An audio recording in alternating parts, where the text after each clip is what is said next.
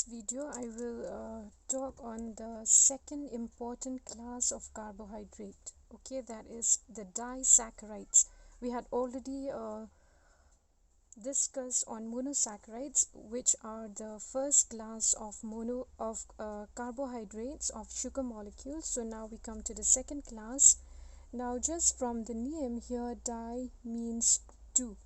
So these disaccharides, they form when two monosaccharides, they undergo a dehydration reaction. Okay, they undergo a dehydration reaction, which also known as a condensation reaction or a dehydration synthesis.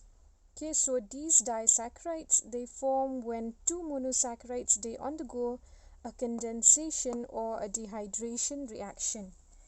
Now, when the disaccharides, they are formed by the condensation of either the two identical molecules of the same monosaccharides, okay, for example glucose and glucose, or of two different monosaccharides, that is, for example, glucose and fructose. Okay, so during this process, condensation process, what happened? Now just take a look at this example. What happened actually during condensation reaction? These two hydroxyl groups will react. Okay, they will form a bond. Now actually what happened? The hydroxyl group of one monosaccharide, it will combine with the hydrogen, okay, only with the hydrogen of another monosaccharide, thus releasing a molecule of water and forming a covalent bond, as you can see here, forming a covalent bond known as a glycosidic bond. So forming a covalent bond, leaving an oxygen bridge. As you can see here, there is an oxygen bridge which link these two monosaccharides together. Okay, so a covalent bond formed between a carbohydrate molecule and another carbohydrate molecule, that is in between these two monosaccharides, it is referred to as the glycosidic bond. Okay, and this bond, it can be of the alpha or beta type depending upon the molecule. Now here the common disaccharides, they include lactose, maltose and sucrose. These are the three important disaccharide molecules, and here this is the maltose sugar. Okay, the structure of a maltose sugar, which is a disaccharide. Maltose is a disaccharide which is obtained from partial hydrolysis of starch. Okay, and it is composed of two glucose molecules. As you can see, these are the two glucose molecules which condense together through this glycosidic linkage, and the linkage here is known as alpha 1,4 linkages, glycosidic linkages. Why? Because the linkage, it exists between the carbon 1, the hydroxyl group from carbon 1 of the first glucose molecule, and the carbon number 4 on the next glucose residue. That is why it's referred to as the alpha 1,4 glycosidic linkages. Now, although when this maltose is formed by the condensation of two glucose residue, what happened? The anomeric carbon of this glucose residue here, it involved in the formation of glycosidic bond. Okay, but maltose is still a reducing sugar, because we know that the reducing sugars, they have the anomeric carbon which is involved in oxidation reaction. But since this one is already involved in the bond formation, how come maltose is still a reducing sugar? Because if you see here, the second glucose residue here, it still has a free anomeric carbon atom here. Okay, it still has a free anomeric carbon. Because of this, maltose is a reducing sugar. Alright, therefore in this way these free units of maltose are therefore not identical chemically. Now coming to the next example here of disaccharide is cellobiose. Now cellobiose, what is the difference between these two? If you take a look at the structure, cellobiose also contain two glucose residues, but it's just that the linkage in this case, it exists between the OH group of carbon 1, which is in beta position, whereas this one is in alpha position. Alpha, why? Because the OH group is down here, is opposite with the CH2OH group, so it's alpha position, whereas this one, the OH group is here, so it is on the same side with this CH2OH group, so it is a beta sugar. That is the difference. Okay, this one is in beta position and it forms a bond between the first carbon atom here with the fourth carbon atom of the next residue. Thus the linkage which is formed here is referred to as the beta 1,4-glycosidic linkage. Okay, so this is the example of cellobiose. So let us take a look at another example, that is lactose. Okay, so let us take a look at the lactose. Now in lactose, actually the lactose, it contains D-galactose and D-glucose unit. Okay, so here in case of galactose, we will have a hydroxyl group here and a hydrogen here. Okay, so this is a galactose and this is glucose. Alright, so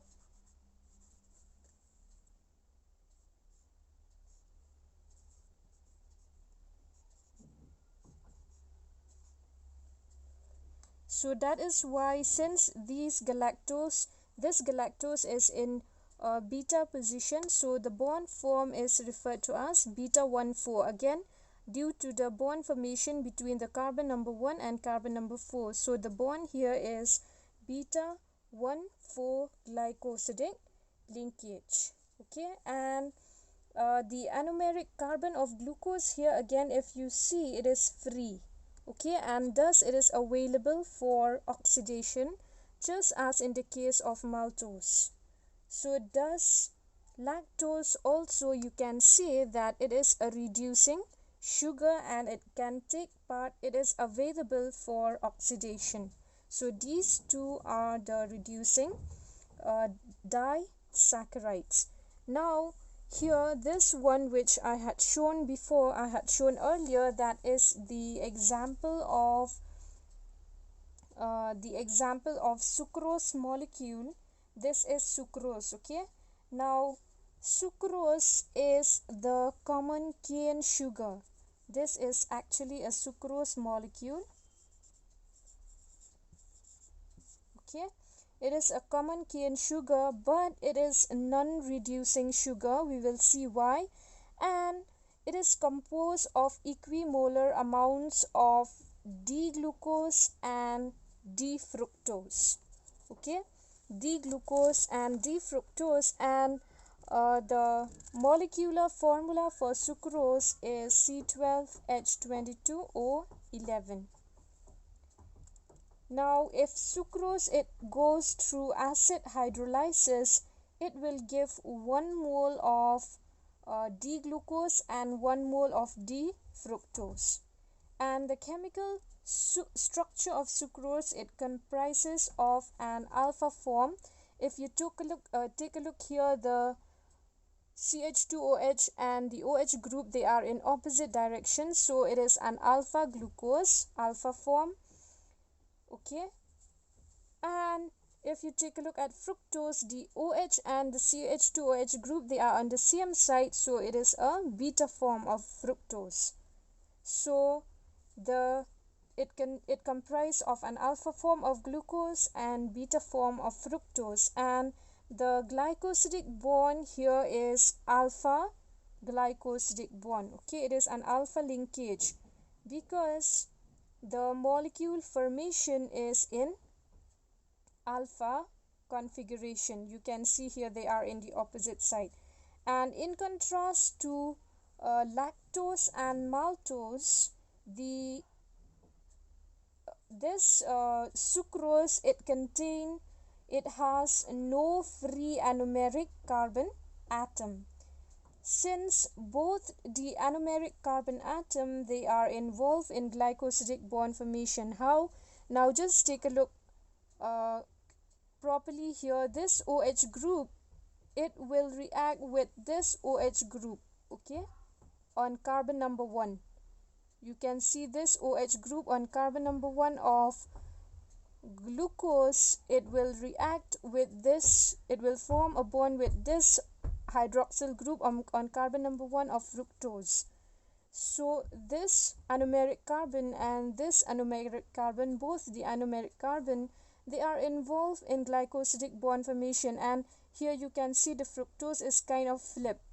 Okay, this is the carbon number 1 here. So both the anomeric carbon, it has flipped this fructose, and both these anomeric carbon, they are involved in glycosidic bond formation. So sucrose, therefore, it has no free anomeric carbon atom, and therefore it cannot take part in oxidation reaction. So that is why it is a non-reducing sugar. Okay, it is a non-reducing sugar. Just remember this. And sucrose is a dextrorotatory. Okay, sucrose is actually dextrorotatory, but after hydrolysis, when you hydrolyze sucrose, you will get a mixture of glucose and fructose. A glucose which is dextrorotatory and fructose which is levorotatory. Okay, since the levorotation of fructose, which is 92.4 degree, it is more than the dextrorotation of glucose, which is 52.5 degree. Okay, therefore this mixture, after you hydrolyze sucrose, this mixture of glucose and fructose is levorotatory, because the levorotatory of fructose is more as compared to the dextrorotation of glucose. So thus the hydrolysis of sucrose, it brings about a change in rotation from dextro to levo. Alright, actually sucrose also is dextrorotatory, but on hydrolysis, when you get these two mixtures, this mixture, it becomes levorotatory. So it invert from dextrorotatory to levorotatory. So that is why sucrose is referred to as the invert sugar. Okay, it is also referred to as this mixture. Actually, this mixture upon hydrolysis of sucrose is referred to as this product is referred to as the invert sugar, and the enzyme which hydrolyzes sucrose, that is sucrase, is known as invertase. Okay, it is known as invertase. Now, of all the disaccharides, of the sucrose is widely distributed in plant tissues, and it is the major carbohydrate which is produced in synthesis and is transported into the storage organs of the plant. Okay, it has a distinctive advantage over other sugars as a storage and transport form, because both the functional group of sucrose, they are held together. All right, here they are held together and they are protected from oxidative attack. Okay, because this is a non-reducing sugar and its functional group are held together and protected from oxidative attack. Because of this, it has a distinctive advantage over other sugars as a storage as well as a transport form of carbohydrates. Okay, and another sugar that I just want to mention here, the disaccharide sugar, is, let me show. Okay, another disaccharide sugar is trehalose. Okay, now trehalose is actually a naturally occurring disaccharide found in plants as well as insects. And in trehalose, both the residues, they are again alpha D-glucose. They are D-glucose like maltose. You have seen just now maltose, which consists of 2 D-glucose units. But again, the carbons involved in glycosidic bond formation, they are different. Okay, here actually, okay, let us take a look at the structure of trehalose. You will see, okay, again 2 glucose units here are involved, but the bond is formed between the carbon number 1 and carbon number 1. Okay, in both D-glucose, the anomeric carbon of both are involved in glycosidic bond formation. Okay, so both the anomeric carbon, again just like in sucrose, they are involved in glycosidic bond formation. Okay, in case of trehalose.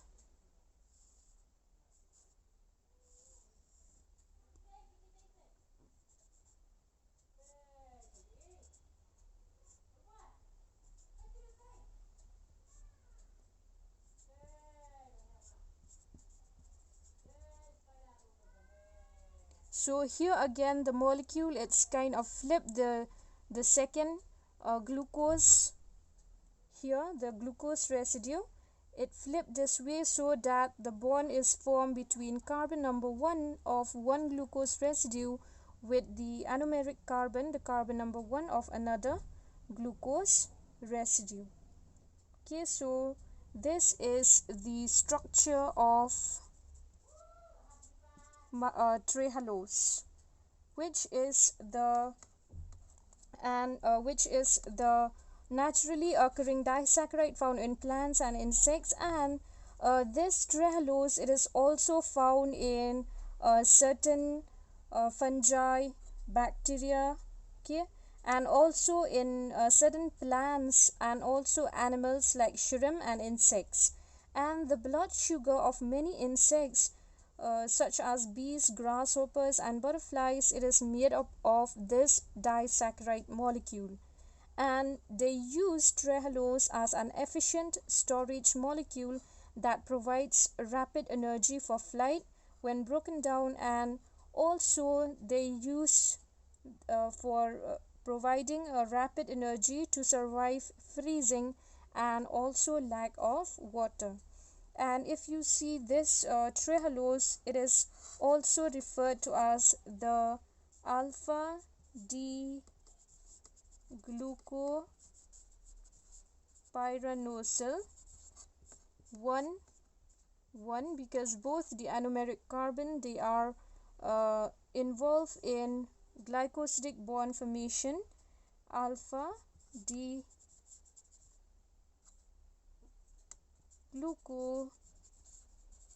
glucopyranose.